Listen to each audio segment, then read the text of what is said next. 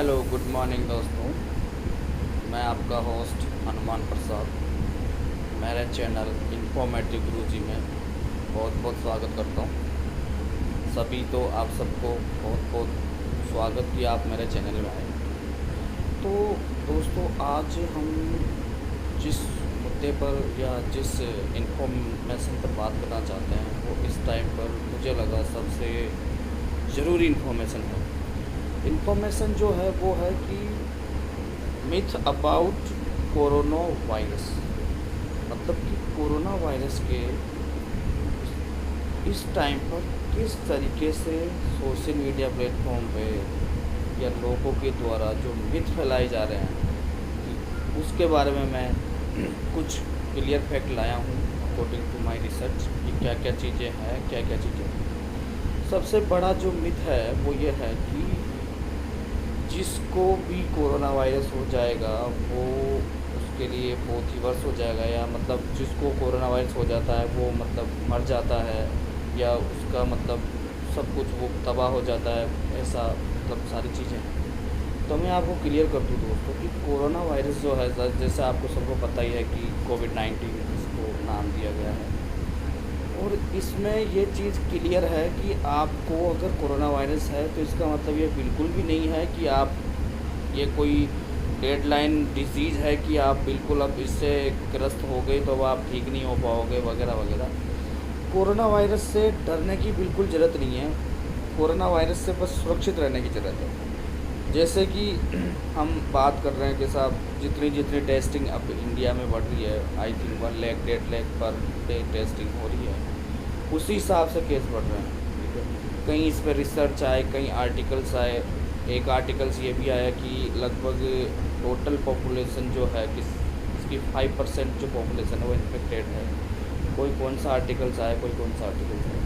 तो मेरा बस इतना ही कहना है अभी के लिए। सबसे बेस्ट इन्फॉर्मेशन यही है कि अगर आपको कोरोना वायरस के सस्पेक्ट में आप कांटेक्ट में आए हैं या कोई सस्पेक्टेड है, कोई कुछ है, तो आपको उससे जो 3 चीज़ें हैं, सोशल डिस्टेंसिंग, मास्क और आपको जो सैनिटाइजर, ये 3 चीज़ें पर्याप्त है कोरोना से फाइट करने के लिए।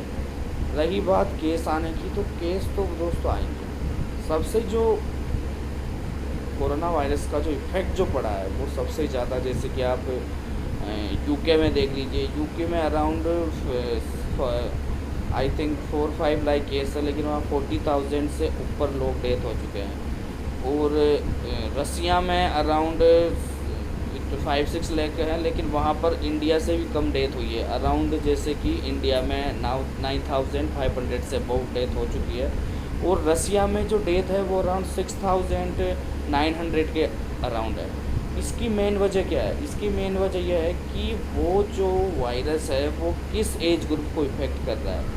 अगर वो ओल्ड एज में 60 ईयर्स प्लस में ज़्यादा हो रहा है, उन लोगों में हो रहा है जो ऑलरेडी क्रोनिक डिजीज़ से सफ़र्ड हैं, जैसा कि कैंसर हो गया, डायबिटीज़ हो गया, ठीक है, ये सारी चीज़ें हैं। दूसरा फैक्ट यह है कि कई लोगों को डाउट है कि हाँ ये मतलब छोटे बच्चों को बहुत ज़्यादा इफ़ेक्ट कर रहा है, या मतलब, तो ऐसा कुछ नहीं है। ये छोटे बच्चों को किसी भी प्रकार से कोई मोस्टली इफेक्ट नहीं करता।